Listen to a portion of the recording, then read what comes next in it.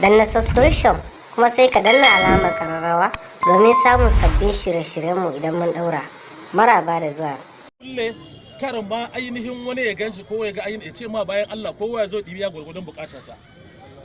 Haka mutum zai zo shiga an mai neman ainihin dirhami 3 ne haka zai ɗiba ce wannan ya ishe ni tafi.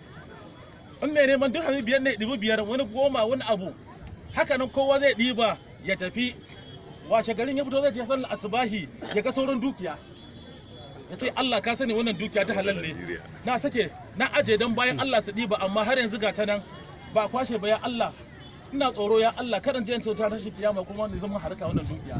La ilaha illallah. To ni ba ma shi da ya bude din ba su masu daukan inda a Najeriya na yau anan kana ganin wani mutum guda ɗaya ba zai warware duka ba. Ni buɗa ni so kowa ya mutu. To wallahi haka ake so yadda suke rayuwa nan mu ma haka ake so mu ainihin rayuwa ta addinin musulunci. Allah ya kare mu da imani. Allah ka sami tanijin da tashin kiyama. Ya Allah wanda suka riga mu gidan suka da cikin mu'mine Allah ya gafarta musu. Allah ya kai haske kabarin su. أقول قولي هذا وأستغفر الله لي ولكم إنه غفور رحيم. السلام عليكم.